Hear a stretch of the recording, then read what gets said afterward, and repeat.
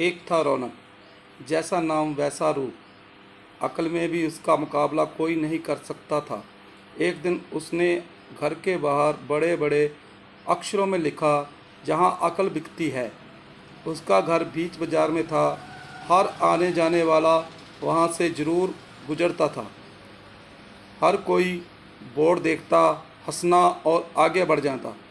रौनक को विश्वास था कि उसकी दुकान एक दिन ज़रूर चलेगी। एक दिन एक अमीर महाजन का बेटा वहाँ से गुजरा। दुकान देखकर उससे रहा नहीं गया। उसने अंदर जाकर रौनक से पूछा, यहाँ कैसी अक्ल मिलती है और उसकी कीमत क्या है? उसने कहा, यह इस बात पर निर्भर करता है कि तुम इस पर कितना पैसा खर्च कर सकते हो।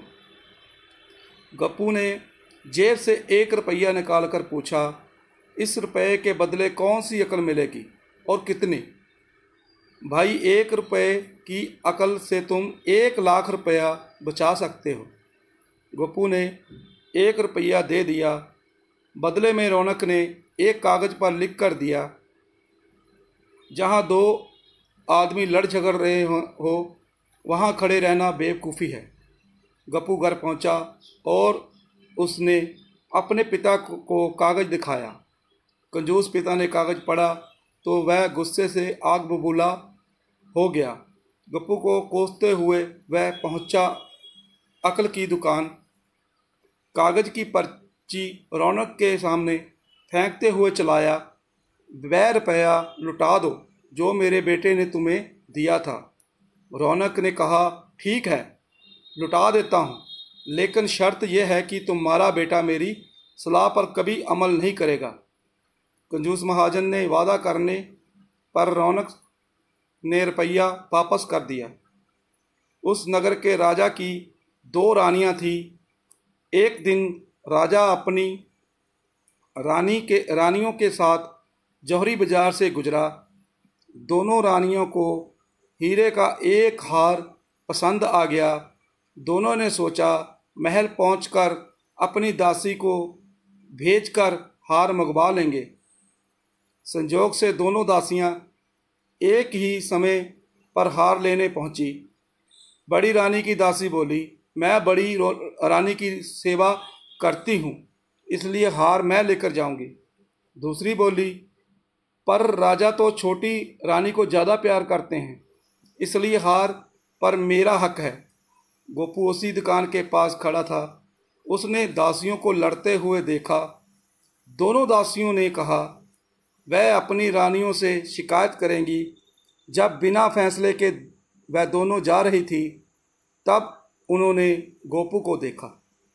वह बोली, वहाँ से जो कुछ हुआ तुम उसके गवाह रहना। दासियों ने रानी से उस रानियों के राजा से शिकायत की। राजा ने दासियों की खबर ली। दासियों ने कहा, गोपू से पूछ लो, वह वहीं पर मौजूद था।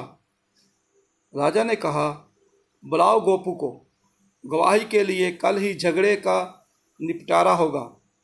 इधर गोपू हैरान, पिता परेशान। आखिर दोनों पहुँचे अक्ल की दुकान। माफ़ी मांगी और मदद भी रौनक ने कहा, मदद तो मैं कर दूं, पर अब जो मैं अक्ल दूंगा उसकी कीमत है 5,000 रुपये। मरता क्या ना करता। कंजूस पिता के कुड़ते हुए दिए 5,000। रौनक ने अक्ल दी की गवाही के समय गोपू पागलपन का नाटक करे और दासियों के विरुद्ध कुछ ना कहे। अगले दिन गोपू पहुंचा दरबार में, करने लगा पागलों जैसी हरकतें। राजा ने उसे वापस भेज दिया और कहा, पागल की गवाही पर भरोसा नहीं कर सकते। गवाही के अभाव में राजा ने आदेश दिया, दोनों रानी अपनी दासियों को सजा दे, क्योंकि ये पता लगाना बहुत ही मुश्किल है कि झगड़ा किसने शुरू किया।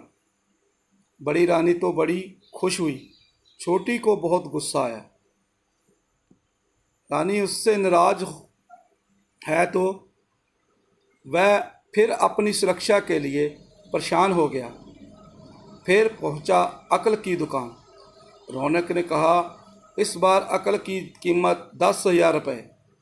पैसे लेकर रौनक बोला, एक ही रास्ता है, तुम वह हार खरीद कर छोटी रानी को उपहार में दे दो। गोपू सख्ते में आ गया, बोला, अरे ऐसा कैसे हो सकता है, उसकी कीमत तो 1,00,000 रुपये है। रौनक बोला, कहा था ना उस दिन जब तुम पहली बार आए थे कि 1 रुपये की अकल से तुम 1,00,000 रुपये बचा सकते हो। इधर गोपू को हार खरीद कर भेंट करना पड़ा और उधर अकल की दुकान चल निकली। कंजूस महाजन सिर पीट कर रह गया।